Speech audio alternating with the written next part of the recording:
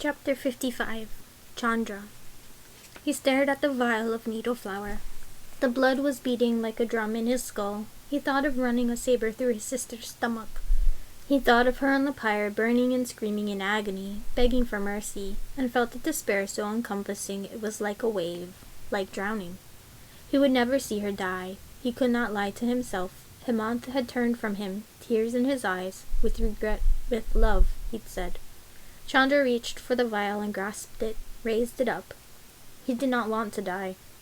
The memory of blade at his throat lanced through him. Humiliation made him grit his teeth, the taste of blood on his tongue.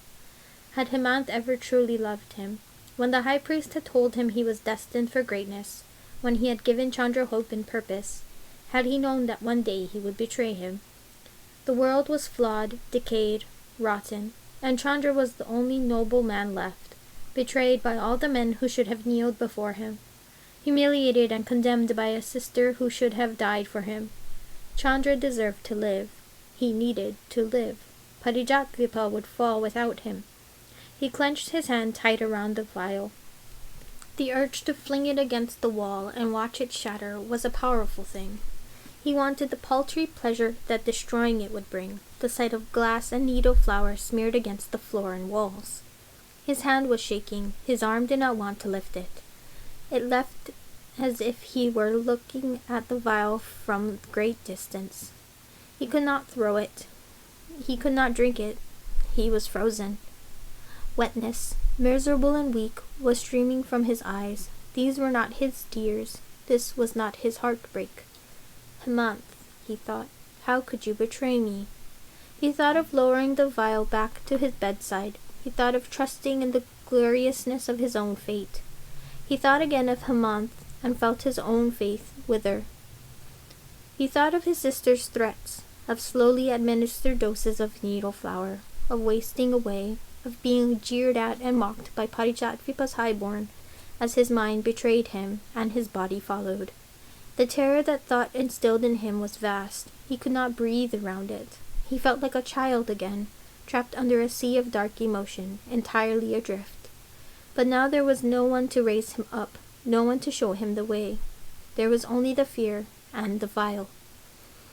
I will die as myself. I will die with my pride and my honor. This was the brave path, the only path. A swift death, a clean death. Before he could dissuade himself, he quickly poured the needle flower into his mouth with a hand that shook so wildly his grip on the vial almost slipped. Then he grasped the carafe of wine and drank deep from it, draining it too. The wine's richness washed away the taste of the needle flower, leaving nothing in Chandra's mouth but the taste of overripe fruit and the bitterness of his own panic. He flung the carafe hard at the wall. It collided with stone with a clang, then tumbled to the ground, rolling to the edge of his bed. He let out an awful sob, muffled by his own hand. Mothers condemn his sister. Let her rot and writhe. He was meant to be emperor and die an old man in his bed, surrounded by his sons and heirs.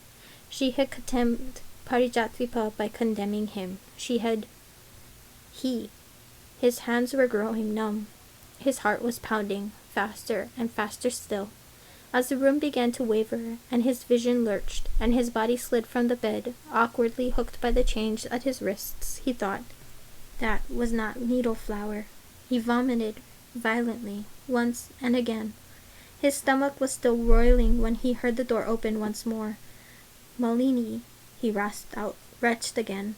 Malini. She sat down on his bed and folded her hands on her lap. He looked up at her calm face, the light in her eyes. Traitor, he thought. Whore. Monster. He tried to claw his way up from the floor, but all he could do was grasp at the hem of her sari. His hands were slick with sweat. His heart would not stop pounding faster and faster, and he could not breathe around the thrum of his own blood. Malini made a humming noise, thoughtful. She leaned down. Tell me, Malini said, placing her hand over his own. He could not feel her fingers. Her skin was tingling, growing leaden. Does it hurt? He opened his mouth. Nothing but a rasp left it. He felt something dribble from his lips. She nodded as if he had spoken. His sight was beginning to go gray. He could not breathe, and the twisting nausea in his stomach was growing, gouging him from the inside out. He was being clawed open, eviscerated. The ground beneath him was ash, and what lived in the ash was eating through him, heat and cold and bitter, scrabbling finger bones. Surrounding him were faceless brides, their blood-red saris brushing his writhing body. Flames leapt from their clothes to his skin as they laughed and hissed his name, watching him from beneath crowns of molten kindling and starlight. He was burning and burning, his skin peeling from the inside, fire blistering his soft flesh, his organs. He could not run from it. The fire was him, and he was the fire. And in the void that yawned before him there was only more the fire still. Yes, it hurt. It hurt, and he would have paid any price to end it, anything at all.